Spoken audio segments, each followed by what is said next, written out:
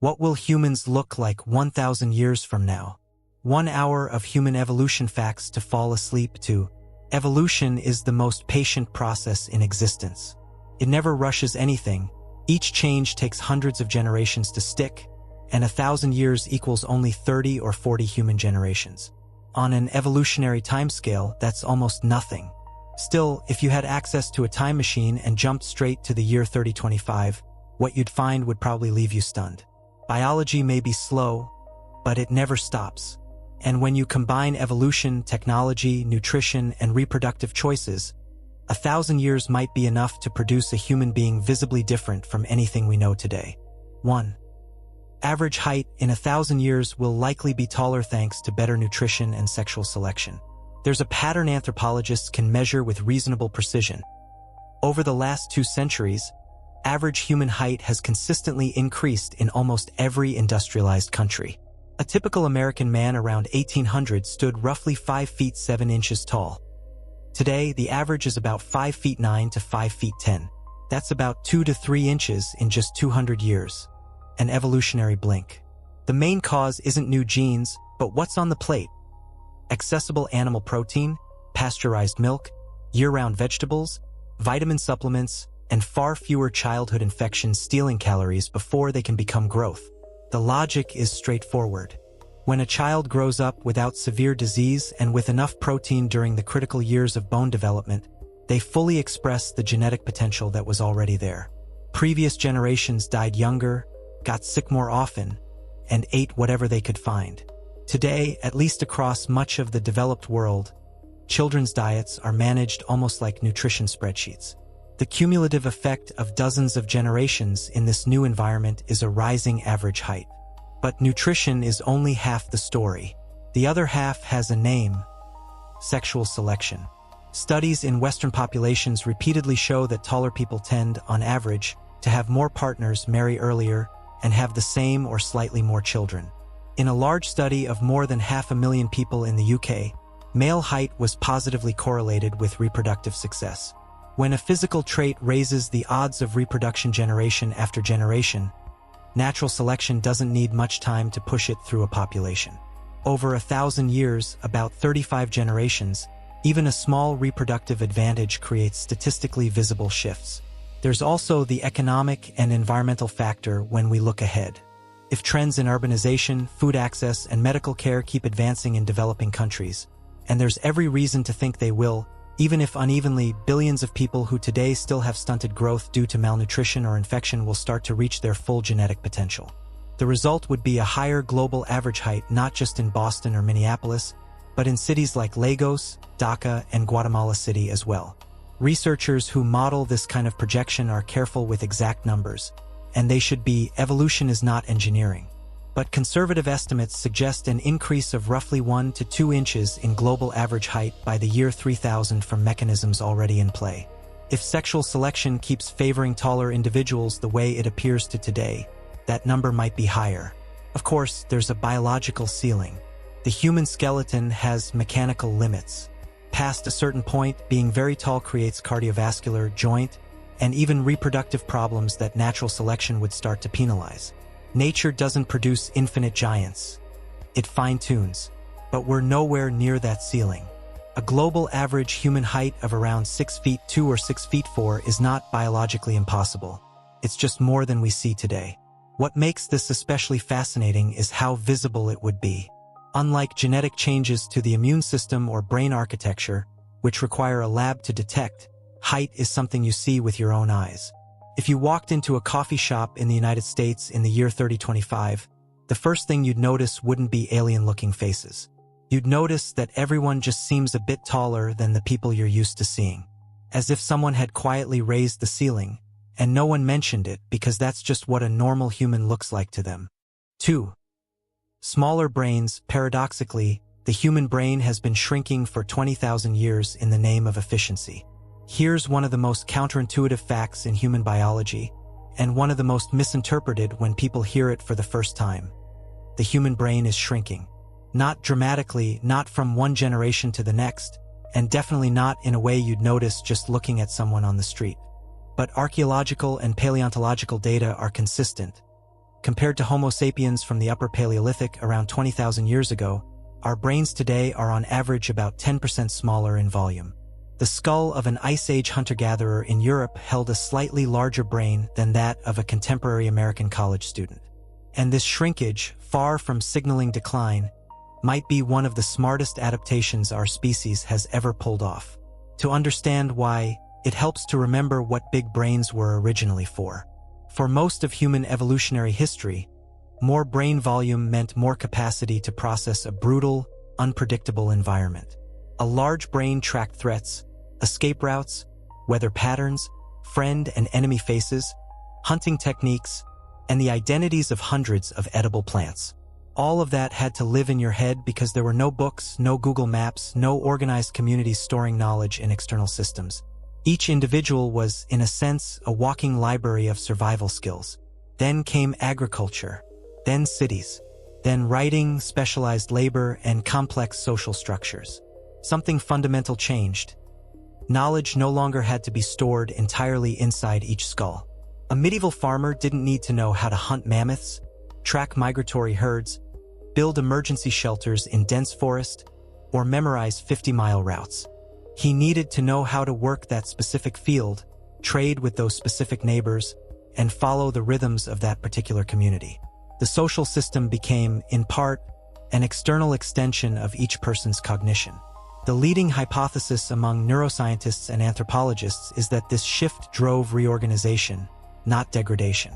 A smaller brain can be more efficient metabolically. Brain tissue is extremely expensive, consuming about 20% of the body's energy while making up only about 2% of its mass. If natural selection can keep the same cognitive performance with less volume, denser, more efficient neural networks, it will. Evolution has no sentimental attachment to waste. So what might the next 1,000 years bring if this trend continues? Probably a slightly smaller brain again, but with even better internal wiring. With cognitive functions increasingly outsourced to digital technology, memory, calculation, navigation, even parts of creativity, the pressure to maintain raw brain volume shrinks further. In exchange, regions involved in complex language, social decision-making, and emotional processing might expand or reorganize for greater efficiency. The brain of a human living in 3025 could be a bit smaller than ours, but the connections inside might be far more sophisticated than anything evolution has produced so far. There's a certain irony in this. The species that built the largest knowledge structures in history, universities, the internet, libraries, modern science, might, at the same time, be evolving toward leaner individual brains. Not because we're getting dumber, but because we're getting more connected. Knowledge that once had to live inside the skull now lives in the network. And evolution, patient as always, is quietly tuning the hardware for that new environment. 3. More uniform skin tones. Globalization pushes skin color toward a more blended, tan-like average. Human skin color is one of evolution's most well-documented adaptations. It didn't arise by accident or cultural preference. It exists because sunlight is both necessary and dangerous, and populations that spent thousands of years at specific latitudes had their skin biochemistry sculpted by the ultraviolet radiation at those coordinates. Ancestors from regions near the equator, especially across Africa, evolved high melanin levels to protect folate, a B vitamin crucial for fetal development, from being destroyed by intense sun. Groups that migrated to northern Europe, with long winters and scarce sunlight, needed to absorb as much UV as possible to produce vitamin D, so lighter skin was favored.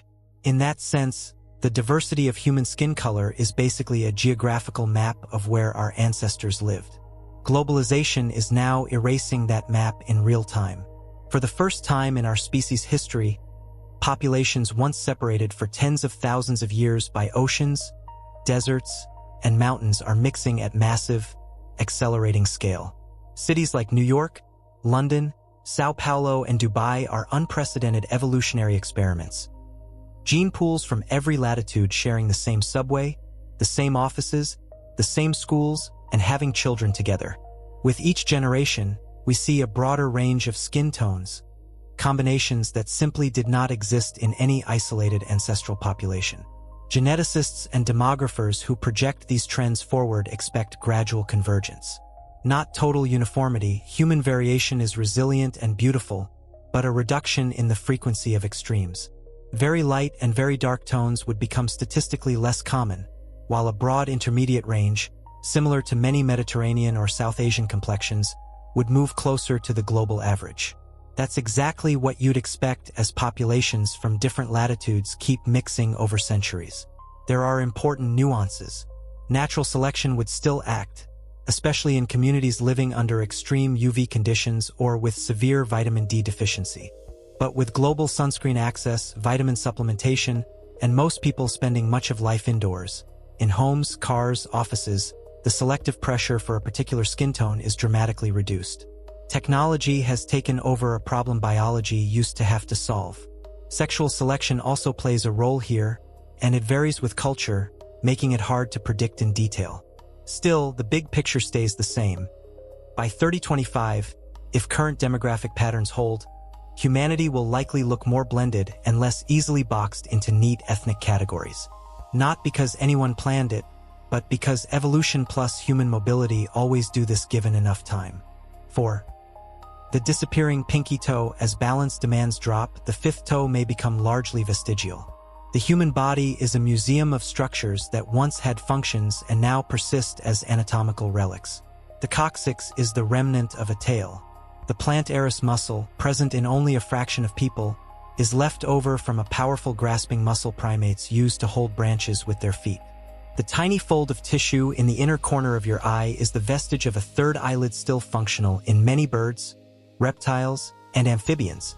The human body is not the product of a meticulous engineer. It's a 4 billion year improvisation, full of parts that hung around because they weren't costly enough to remove. The pinky toe may be next in line. In early hominins who lived on uneven terrain, climbed, ran over unpredictable ground, and needed lateral stability, the fifth toe contributed meaningfully to dynamic balance. Together with the other toes, it helped the foot adapt to changing surfaces, distribute weight in shifting angles, and execute tiny postural corrections in motion. Modern life is different. The average American spends most of their time walking on flat, uniform surfaces, hardwood floors, pavement, concrete, carpet. Shoes with thick, rigid soles mute the foot's tactile contact with the ground. Many jobs involve long hours sitting, and even when standing, it's usually on leveled flooring where the toes do almost nothing besides fill space inside a shoe. In this context, the pinky toe's functional importance fades. When a body part loses its utility, the selective pressure to maintain it in its robust original form weakens dramatically. Anatomical studies already show substantial variation in the size and musculature of the fifth toe among living people. Some have a relatively well-developed, articulated pinky toe. Others have a tiny, minimally mobile nub. Since this variation seems to have little effect on walking ability in modern environments, natural selection isn't strongly weeding out the smaller, less functional versions. Over the next 1,000 years, it's unlikely the toe will vanish altogether. Evolution is just too slow for that time frame. But future paleoanthropologists studying skeletons from the year 3025 would probably find a shorter, thinner pinky toe bone, with fewer associated muscles and reduced tendon attachments. The process is already underway. We simply don't notice it because it plays out in slow motion, across generations rather than decades. There's something very human about this. The same species that invented shoes, paved over vast landscapes, and built skyscrapers on leveled ground is, without meaning to, telling its body that one of its toes no longer needs to fully bother existing. 5. Smaller jaws. As our diets get softer, the entire lower face is becoming narrower and more compressed. The human face is shrinking, not in a way you'd catch comparing a grandparent's selfie to a grandchild's, and not in a way most of us would ever notice in the mirror. But when anthropologists line up skulls from pre-agricultural populations next to those from modern industrial societies, measuring jaw width, chin projection, dental arch angle, and lower facial height, the pattern is solid and repeatable. The human jaw is getting progressively smaller, narrower, and less robust. The immediate cause isn't weak genes. It's what we chew. The jaw grows differently from bones like the femur or the upper skull. Its shape is highly responsive to mechanical forces during development. It grows in response to chewing stress, the repeated tension that chewing muscles place on bone during childhood and adolescence. A child who spends years chewing hard, fibrous foods stimulates jaw growth in a way a child raised mostly on purees, baby food, and ultra-processed soft snacks simply does not. Bone follows demand. Without demand, it never reaches its full developmental potential. Historical and comparative evidence backs this up strongly. Studies of skeletons from societies that shifted from hunting and gathering to agriculture show measurable drops in jaw robustness within just a few generations, sometimes fewer than 10 generations after the diet changed. Modern traditional groups that still eat tough, chew-intensive foods, some indigenous communities in the Americas, for example, or rural groups in parts of East Africa, tend to have broader jaws, roomier dental arches, and far lower rates of crooked teeth and bad bites than urban populations eating Western-style diets. The pattern is so consistent that several researchers in functional orthodontics argue today's epidemic of crowded, misaligned teeth isn't fundamentally genetic, but environmental, a result of inappropriate diets during critical growth windows. Project that forward 1,000 years, with diets becoming even more processed and soft, requiring less and less real chewing. You get a human face with a more recessed chin, a more vertical side profile, even narrower dental arches, and a shorter lower face. Not a science fiction monster, just subtly different enough that a forensic anthropologist from 3025, measuring 21 st century skulls, would probably classify us as having noticeably more robust jaws than the people of their time. There's another irony worth pointing out.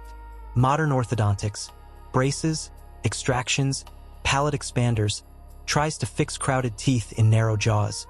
But in doing so, it treats the symptom, not the source. The underlying cause sits in the kitchen and the baby bottle. By correcting dental problems without changing the diet that created them, we allow people with underdeveloped jaws to reproduce without any reproductive penalty linked to that trait, effectively canceling out any natural selection that might otherwise push jaw size back up. Over 1,000 years, that could leave us as a species with progressively narrower faces and a thriving dental industry to compensate for what industrial food quietly rewrote in each generation's development. 6. Wisdom teeth. In a millennium, most humans will likely be born without wisdom teeth as our jaws keep shrinking. Nearly every American adult deals with an engineering glitch in their mouth, one that predictably fills waiting rooms at oral surgeons' offices nationwide. For oversized teeth trying to erupt into a space that just wasn't built for them. Wisdom teeth, the third molars, are the last functional remnant of a jaw that, hundreds of thousands of years ago, needed extra grinding surface for raw roots, fibrous plant husks, unseasoned meat, and unprocessed grains. Back then, human jaws were wider, more robust, and had plenty of room for all 32 teeth. Today, they don't. The issue isn't that wisdom teeth got bigger. It's that the jaw got smaller. And the ironic culprit is cooking. Food processing, which kicked off with fire perhaps 1 million years ago and ramped up massively over the last 10,000, cut the need for intense childhood chewing. Kids raised on tough, fibrous foods develop bigger, better-formed jaws than those fed soft, processed diets. This isn't speculation. It's a pattern seen consistently when comparing traditional subsistence groups to modern urban populations, and even in groups that switched from ancestral diets to Western processed foods within a few generations. The practical fallout is a modern jaw that's, on average, slightly smaller than our pre-agricultural ancestors. When wisdom teeth try to come in anyway, trouble brews. Impaction, pain, infection risk, damage to neighboring teeth, and for millions of Americans each year, a surgical extraction under anesthesia followed by days of swollen cheeks, ice cream, and Netflix binges. In the US, roughly 5 million wisdom teeth get yanked annually, racking up billions in costs. It's an entire industry propped up by a body part that's lost its purpose. What's even more intriguing is that evolution is already fixing this on its own, and you can measure it today. Population studies show rising rates of agenesis for third molars, meaning people are simply born without them forming genetically. Depending on the ethnic group, 5% to 37% of folks already lack at least one wisdom tooth congenitally. This isn't random. It's natural selection at work in an environment where those teeth cause more hassle than help. People born without them dodge pain, infections, and dental bills, which even marginally translates to a health edge. In 1,000 years, if this keeps up, and with ever softer diets and potentially smaller jaws, there's no reason it won't. Most of the global human population could be born without wisdom teeth, or with such tiny versions they never erupt. It won't make headlines. It'll just be the quiet vanishing of a dental headache that's plagued us for centuries. Future anthropologists digging up 21st century skeletons might eye those extra teeth with the same curiosity we give the tailbone. A leftover part while the rest of the design moved on. Technology could speed this up too. With growing options for genetic editing, parents picking embryos free of certain traits, the genes linked to missing wisdom teeth could spread faster than natural selection alone allows. In that case, 1,000 years is plenty to make them a rare anatomical curiosity. The dentist in 3025 might never pull a wisdom tooth in their career, and might not even know what one is without cracking open a medical history book. 7. Resistance to modern diseases will evolve better handling of sugary diets and sedentary lifestyles. Modern medicine has saved billions of lives, an undeniable triumph. But from a raw evolutionary view, it's created a fascinating side effect. It sharply cuts the selective pressure that would normally weed out folks prone to certain conditions. For most of human history, natural selection was ruthless and straightforward. If you were born with a sluggish metabolism, vulnerability to fatal infections, or a body ill-suited to your surroundings, you often died before reproducing, and your genes faded from the pool. Today, with synthetic insulin, statins, heart surgeries, and ICUs, people who'd have perished from diabetes, heart attacks, or severe obesity survive, have kids, and pass on those predispositions. Medicine has, in effect, dialed back part of evolution's filter. But evolution didn't quit, it just shifted targets. When medicine removes major early death causes, selection works the edges. Subtle mechanisms that let some people process sugar more efficiently, slow chronic inflammation, or better withstand prolonged sitting. It's not that sugar will suddenly become harmless for everyone. It's that, over generations, those who handle the current environment, calorie-dense diets, low-activity, chronic stress, with slightly better health, longer fertility windows, and maybe more kids will edge ahead. Type 2 diabetes offers a clear example. It's tied to gene variants controlling insulin sensitivity, glucose uptake, and pancreatic beta cell function. In groups recently exposed to high glycemic Western diets, like some Native American communities or Pacific Islanders, diabetes rates skyrocket because they missed the last 10,000 years of selection that came with agriculture and refined carbs. That proves, in reverse, how sugar-rich diets have already carved adaptations in longer-exposed populations. Give it another 1,000 years, and that pressure gets more time to act. Populations hit hardest by metabolic diseases today, if no gene therapy or drugs fully neutralize the issue, will trend toward greater metabolic resilience. Folks with gene tweaks that process sugar and saturated fat with less inflammation, less visceral fat buildup, and slower insulin resistance will gain subtle health edges in longevity and reproduction. Their kids inherit those tweaks at higher rates. The gut microbiome adds another layer researchers are just starting to unpack. Our intestines host trillions of microbes that co-evolve with us, influencing everything from glucose metabolism to mood regulation. Modern processed diets are reshaping this microbiome dramatically, but some compositions already shield against obesity and inflammation. In 1,000 years, the human microbiome, which evolves way faster than our host genome, could be radically tuned to today's food landscape. The 3025 human might down a burger, fries, and soda with far less metabolic fallout than it hits us with now. Not because it's truly healthy, but because the body will have built defenses we flat out lack today. 8. Atrophied muscles with automation, raw physical strength will matter less for survival. Picture a common gym scene across America. Folks who sit glued to screens all day doing brain work that demands zero physical effort, then deliberately hoist weights or pound treadmills for an hour, not for survival but because our bodies were built for movement and start breaking down without it. This mismatch between what bodies crave and modern life delivers is brand new in human history, and it hints at a long-term evolutionary path biologists are watching closely. For nearly all of Homo sapiens' run, muscle power wasn't a lifestyle perk, it was survival basics. Hunting, building, hauling, farming, defending turf, all demanded strength. Men and women lacking sufficient muscle mass and endurance got sick more, produced less food, struggled to protect kids, and died younger. Natural selection favored sturdy bodies because they lasted longer and reproduced more. That pressure sculpted us for hundreds of thousands of years. The Industrial Revolution started eroding it. Digital automation is finishing the job. Today in the US, over 80% of jobs are in low physical demand service sectors. Robots handle warehouse logistics, automated tractors farm fields, algorithms crunch data that once took grueling brain labor. In 50 years, even fewer human tasks will need muscle as input. In 1,000, it's hard to picture any world selecting for brute strength. What happens when a trait loses positive selection? It doesn't vanish overnight, but it drifts. Mutations trimming muscle-building capacity, which would hurt in a physically demanding world, turn neutral in a fully automated one. Neutral means they pile up unchecked. Over dozens of generations, the species' muscle mass potential could shift downward. That doesn't mean 3,025 humans will be immobile or scrawny by absolute standards. It means the normal muscle baseline we see today, already slimmer than our buff hunter-gatherer ancestors, could dip further. Gyms might stick around, since the drive to move probably won't fully fade. But the bodies walking in might start from a leaner baseline. Less hypertrophy potential, lighter baseline bone density, skeletons tuned for a world where hauling weight is a quirky exception, not daily grind. There's poetic irony here. The species that built machines to offload its own muscle is slowly signing off on part of its biological blueprint as obsolete.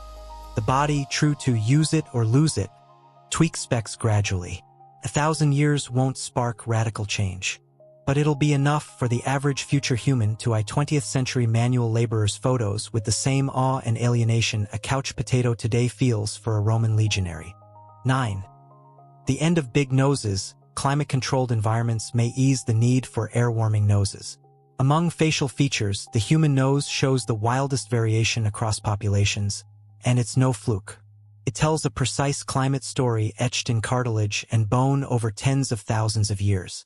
Groups from cold, dry climates, like Northern European or Northeast Asian ancestors, tend toward longer, narrower noses with extended nasal passages that warm and humidify air before it hits the lungs. Equatorial evolved populations, where air's already hot and moist, favor broader, flatter noses with shorter, wider passages since incoming air needs minimal tweaking. Researchers have systematically measured nasal dimensions across hundreds of global populations, correlating them with ancestral climate data. The link holds strong. The nose is literally a climate-tuned instrument. Not by intelligent design, by natural selection favoring variants that boosted breathing efficiency in local conditions, aiding lung health, infection resistance, and ultimately survival. But what if we yank climate out of the equation? AC in summer, central heat in winter, humidifiers in dry spots, office air filters. Modern folks, especially in industrialized nations, spend most time breathing engineered air, temperature and humidity dialed to comfort, no matter the weather outside. The nose no longer toils to preheat Arctic blasts with every breath, since HVAC does it first. The selection pressure that locked in long, narrow, cold climate noses for millennia is fading via technology. Meanwhile, globalization scrambles the gene frequencies that once clustered geographically. Over 1,000 years of weakened climate selection plus boosted mixing, nasal shapes would likely converge toward middling forms, not the extreme narrow-long cold types or broad-short tropical ones, but a smoother, more uniform middle ground. Not everyone in 3025 will sport identical noses. Genetic variation hangs tough, and other forces, like sexual selection favoring certain shapes in some cultures, keep pulling. But the climate driver behind nasal diversity through prehistory will mostly be offline. Turn off an adaptation's main engine, and it slowly melts back into neutral variation. The future nose might exist less because climate demands it and more because genes haven't yet found reason to tweak it, which evolutionarily is just a patience game. 10. Hair and body fur. The evolutionary trend is toward a less hairy species overall. Biology students often ask a deceptively simple question. Why are humans so hairless? Among similar-sized mammals, we're the least furry. Chimps, our closest kin, rock dense coats for thermal insulation, UV protection, and camouflage. We sport just a fine body vellus that does next to nothing functionally. The story of how we got here is one of evolution's sleekest tales. Not just about fur we ditched, but what we gained instead. The top evidence-backed theory ties to endurance running and thermoregulation. When ancestors ditched forests for open African savannas, sustaining intense activity over long hauls, chasing prey to exhaustion via persistence hunting, became key. Fur-covered animals overheat fast under exertion. A near-naked body, paired with way more sweat glands than other primates, let us dump heat efficiently and outlast other predators. We traded passive insulation for active cooling, then invented clothes, fire, and shelters to cover the lost warmth, a tech fix for a biology open gap. That's peak human. Invent around evolution's compromises. Current trends point to more of the same over the next millennium. Remaining human hair, scalp, armpits, pubic, men's facial, has debated roles, but none are make or break for modern survival. So selection isn't fiercely guarding them. Armpit and pubic hair might have aided pheromone spread and scent signaling. Daily showers, deodorant, and clothes neutralize that today. Tech and culture add a twist. Humans are the only species that actively strips its own hair for style. Shaving, waxing, lasering, and while that doesn't rewrite genes directly, persistent preferences can indirectly sway sexual selection over generations. If smooth bodies keep signaling peak attractiveness universally, it could amplify the biological drift already underway. In 1,000 years, don't expect total baldness. Changes will be gradual. Lower density, thinner strands, shifted distribution in remnant hair. Scalp hair might stay thick for head sun/heat protection, but the rest of the body could smooth out further from today's baseline. A slow continuation of a trend rolling at least 2 million years, facing less selective pushback than ever. 11. Artificial selection. Parents could choose traits, reshaping natural evolution. For all of Earth's life history, evolution ran on a fundamentally blind mechanism. Random mutations popped up, the environment filtered the winners, and survivors passed them on. No organism picked its own traits. No parent chose what their kid would inherit. The process was impersonal, slow, and utterly indifferent to those being shaped by it. It worked for 4 billion years, producing all life's diversity, including us. Then the 2010s hit, and CRISPR-Cas9 landed in labs. For the first time, a species gained the tech to intentionally edit its own genome and its offsprings. The most famous controversy came in 2018, when Chinese researcher He Jiankui tweaked human embryos for HIV resistance, creating genetically modified babies. The scientific world recoiled ethically, and rightly so. The tool outpaced regulations and risk understanding. But the genie's out. No ethics board can uninvent the capability. In the US, genetic selection is already real via a tamer tech, pre-implantation genetic testing, PGT, during IVF. Couples screen embryos for traits before implantation, widely used to skip severe conditions like Down syndrome, cystic fibrosis, or sickle cell anemia. The line between avoiding serious disease and picking desirable traits is technical degrees, not kind. The same tool dodging fatal illness could, in theory, select for height, smarts, or athleticism. Project this 1,000 years out, and geneticists plus science philosophers see two paths. 1. Tight global regs and social consensus limit it to disease prevention, so human evolution stays mostly natural, just tweaked by modern environments. 2. And likelier, given tech history and access gaps, nations and groups diverge, with gene-selecting populations stacking frequencies for health, longevity, and cognitive perks over generations. By 3025, that could yield humanity more diverse in some ways, artificially uniform in others. Not old geographic races, those surface diffs are blending via globalization, but lineages split by editing histories. Here's the wildest twist. Human evolution would finally have a conscious author. Not Darwin's blind natural selection, but deliberate picks by parents, docs, governments, corporations. What we become hinges less on environment, more on who holds the choice power. 12. Optimized digestion. Our gut microbiome will radically shift from processed foods. An entire ecosystem lives inside you right now, more complex than any rainforest. The human gut hosts about 38 trillion microorganisms, bacteria, archaea, fungi, viruses, rivaling your own cell count. This microbiome isn't a sidekick. It breaks down fibers you can't, makes key vitamins, tunes immunity, crafts mood-altering neurotransmitters, and shields gut lining from invaders. Functionally, it's an organ, just not DNA-coded, but co-evolved with humans for millions of years. Trouble is, it formed for a wildly different world. For hundreds of thousands of years, our microbiome diversified around varied plant fibers, seasonal animal proteins, natural ferments, and constant microbe exposure from soil, water, animals. Studies of surviving hunter-gatherers, like Tanzania's Hadza, show gut bacterial diversity far outstripping urban Americans, with strains nearly gone from Westerners. What gutted that in the West? A 20th century cocktail. Broad-spectrum antibiotics nuking good and bad bugs alike, ultra-processed foods low-fiber/high additive, refined sugar feeding select bacteria over others, C-section birth skipping vaginal microbe seeding, formula replacing breast milk's prime microbiome handoff. Result: a Western microbiome stripped bare, linked to inflammation, obesity, autoimmunity, mood disorders. But microbiomes evolve way faster than human genomes. Bacteria double in hours, swap genes horizontally, no generations needed. That lets microbial adaptation to modern food hit in short timescales.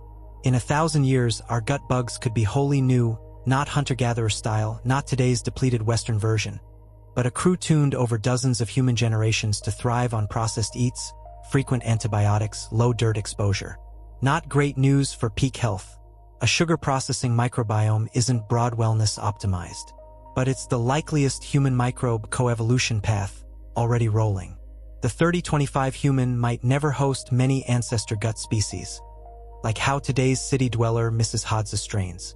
In a millennium, that gap widens, the microbiome fully remade by the environment we built. 13. Extended longevity, medicine, and evolution could push average lifespan past 100. In 1900, U.S. life expectancy at birth was about 47 years. By 2024, near 79, a 32-year jump in 1 century. That's biology's most dramatic human shift ever documented, driven not by evolution but intervention. Antibiotics/vaccines crushing infections, slashing infant deaths, cardiology/surgery/oncology gains, better nutrition/sanitation. Our bodies didn't biologically change. The world got safer. The next millennium has 2 layers: medical/tech pushing longevity sans core biology tweaks, and evolutionary shifts in aging itself. Medically, top gerontologists, serious scientists, not just dreamers, say aging is modifiable like any process. Senolytics, zombie cell-killing drugs sparking chronic inflammation, partial cell reprogramming, telomere tweaks already reverse/retard aging markers in animals. None human-ready yet, but research accelerates. If medicine treats aging as manageable in a century, not erasing, just slowing, global averages could top 100 easily. In 1,000 years, with a millennium's biotech buildup, 120-130 plus isn't sci-fi. It's conservative from a century-strong trend. Evolution's subtler. Aging happens because selection weakens post-reproduction, genes harming decades later slip by as you're done passing them on.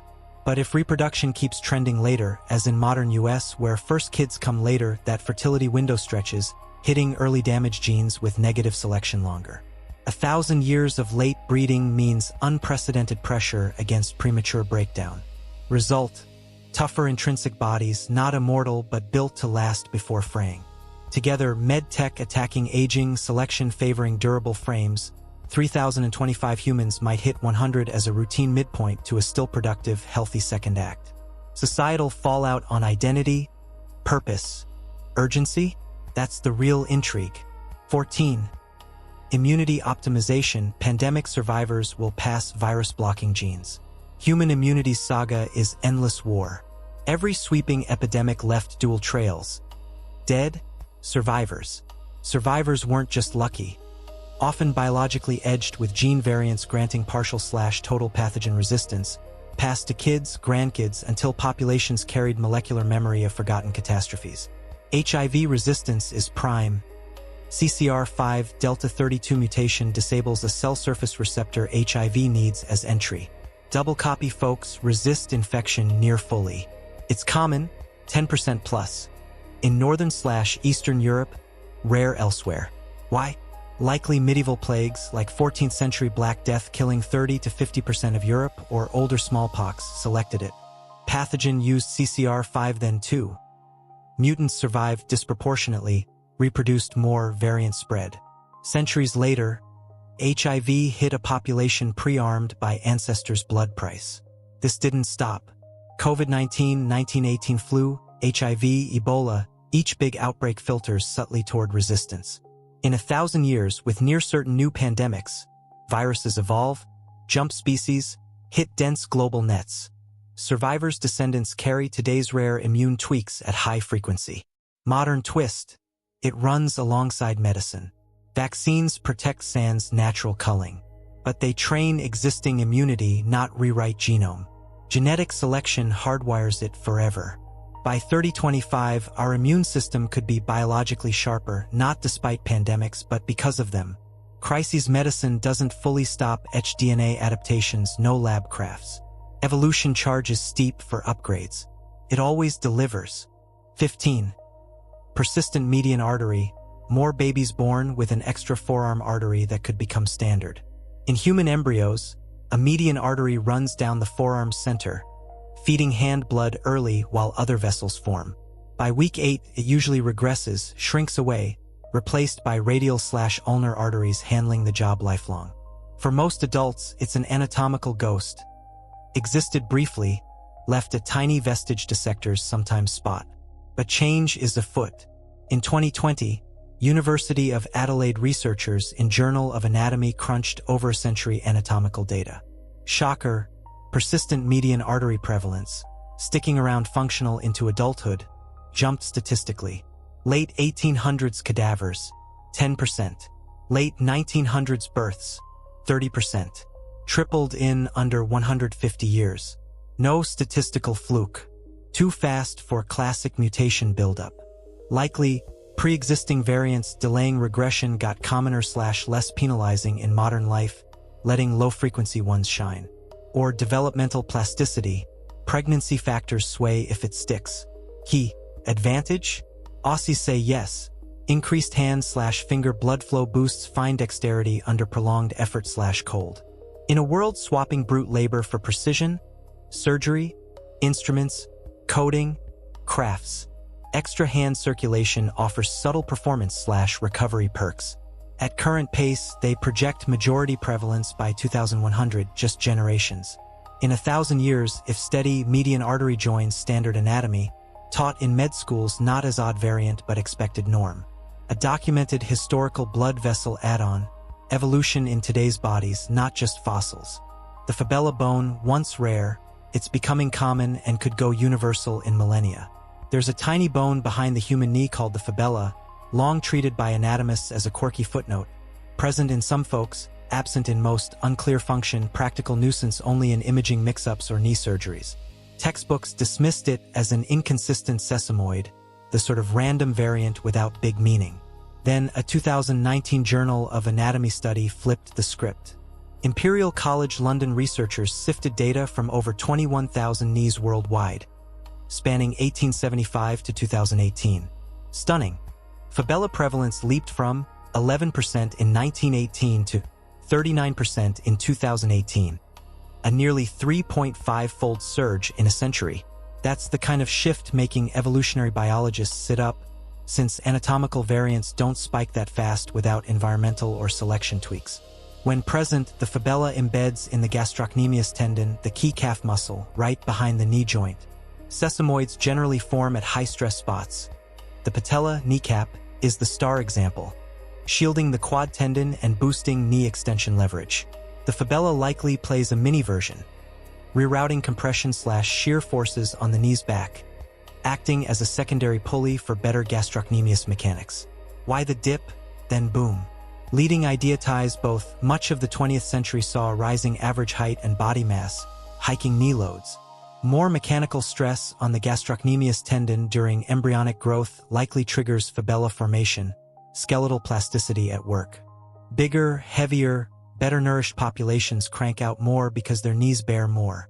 If trends hold, no sign of height/mass reversal in industrialized groups, the Fabella could shift from oddity to majority feature.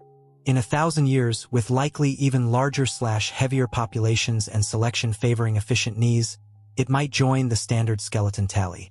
3,025 anatomists could teach 208 bones, not 206, with Fabella's bilateral as knee joint norm. One of few evolutions trackable live with data in human lifetimes. 17. Universal lactose tolerance. The milk digestion mutation will keep spreading worldwide. Most adult mammals can't digest milk. That's not a flaw, it's default. Lactase, lactose-breaking enzyme, runs high in infancy for milk. Post-weaning, it drops as milk's irrelevant, freeing resources elsewhere. Adult mammals guzzling another species' milk? Evolutionary nonsense. Until humans domesticated cows, sheep, goats 10,000 years ago in the Middle East/East Africa. Suddenly, adults had steady fresh milk, a calorie/protein jackpot, huge in spotty food spots.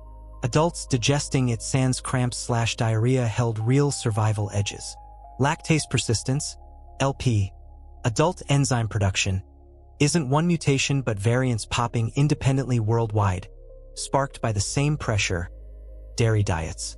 Europe's common one arose 7,000 years ago in Central Europe/Eurasian steppe, rocketing via fierce selection, one of genome's strongest. Northern Europeans, Scandinavians, Irish, hit 90% plus. East Asians with weaker dairy history, under 5%. Globally, most adults are still lactose intolerant, the mammalian norm. Tolerance is geographic exception. But demographic/food shifts point clear. Dairy booms in Asia/Africa via urbanization, rising income, Western influence. More dairy generations equals stronger LP selection. In 1,000 years, 30 to 40 generations, it'll grind on today's low dairy groups now hooked. Natural selection math, with real adaptive perks in consistent dairy worlds, predicts steady variant rise. Adult intolerance could dwindle globally, lingering only in isolated no-dairy holdouts. 3025's average human downs milk, cheese, ice cream hassle-free, not via better food tech, but genome wrapping a 10,000-year adaptation modern life fast-tracks. 18. Screen-optimized vision. Our eyes may adapt to filter blue light more efficiently. Human eyes evolved for sunlight, not 27-inch screens at arm's length, artificially lit at 6,500K for 12 straight hours. For our species run, visuals came natural. Sun, firelight, moon/stars. Exposure synced to circadian day blaze/night dark.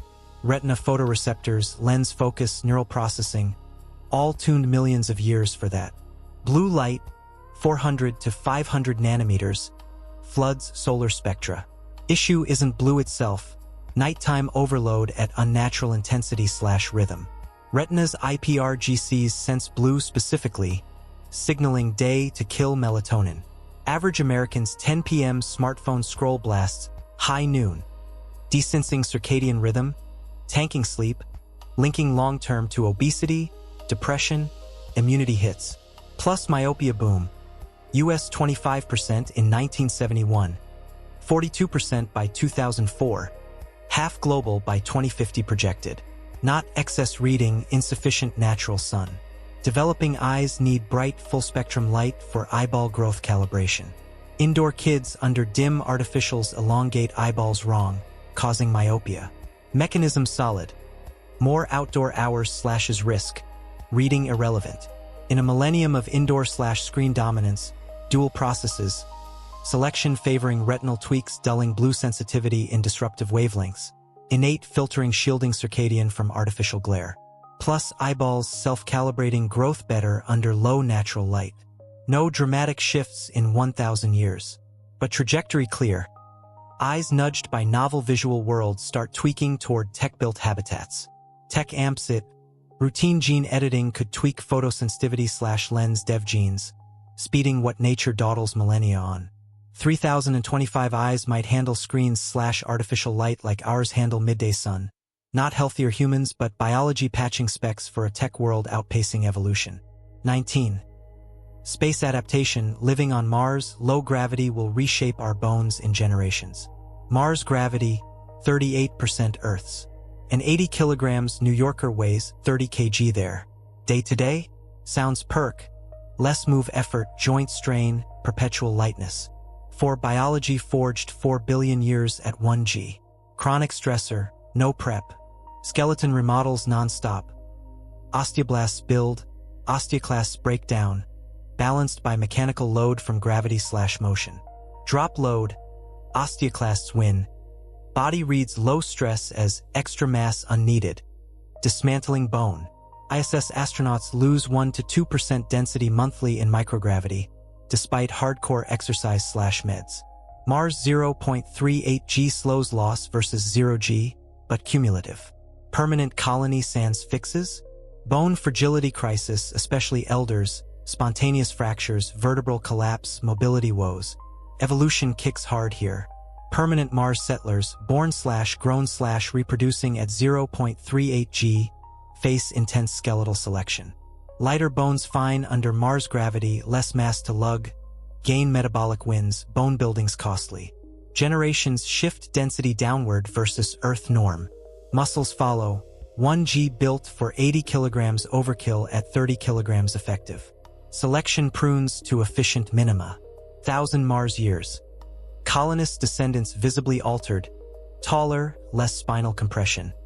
Longer/slender limbs. Tweaked rib cages for thin air. Bones unfit back on Earth. 3025 Martian. Literal subspecies, not lab-made, but planetary physics patiently rewriting human specs. 20. Evolving empathy, social species ramp up complex cooperation for survival. Darwin spotted evolution's core tension. Individual selection should nix self-sacrifice for others, as it cuts personal reproduction. Selfish always beats altruist. Yet cooperation, non-kin care, resource sharing, empathy thrive across species, humans most elaborately. Resolutions. Kin selection, W.D. Hamilton. Aid gene sharers indirectly helps your DNA. Reciprocal altruism, scratch my back. Group selection, controversial but gaining cohesive co-op groups outlast infighting ones. Picking cooperation across pops. Humans max it.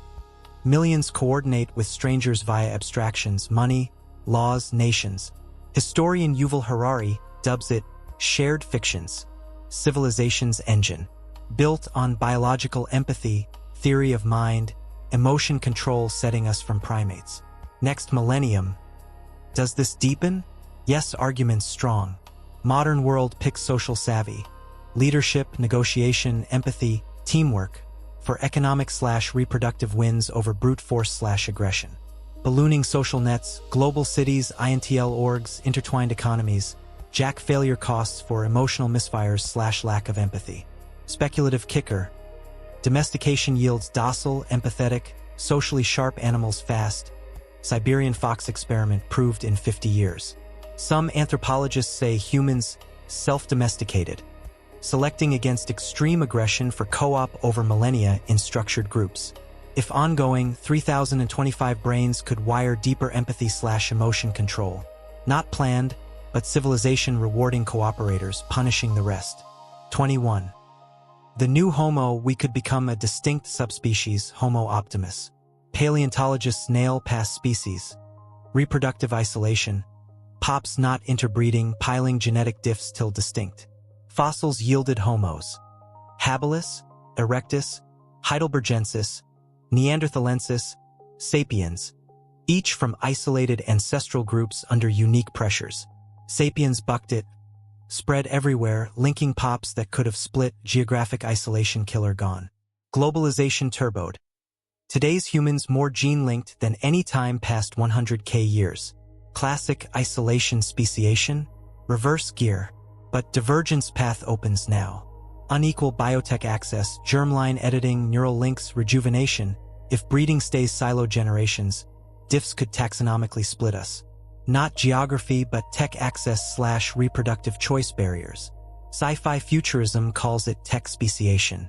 Seeds visible, health/nutrition/therapy gaps already biodiff high/low income via telomere length, microbiomes, inflammation markers. Millennium of power-up tech unevenly doled? Qualitative splits. Homo Optimus. No moral upgrade. just altered by unprecedented selection/tech. Taller, smaller efficient brains, blended skin, no wisdom teeth, persistent median arteries, reworked microbiomes, pandemic-hardened immunity. 3025 version eyes, 21st century sapiens as we do erectus. Ancestral awe, perceptual gap. Evolution never quits. It just awaits environment shifts. Ours changes faster than any 100K year stretch.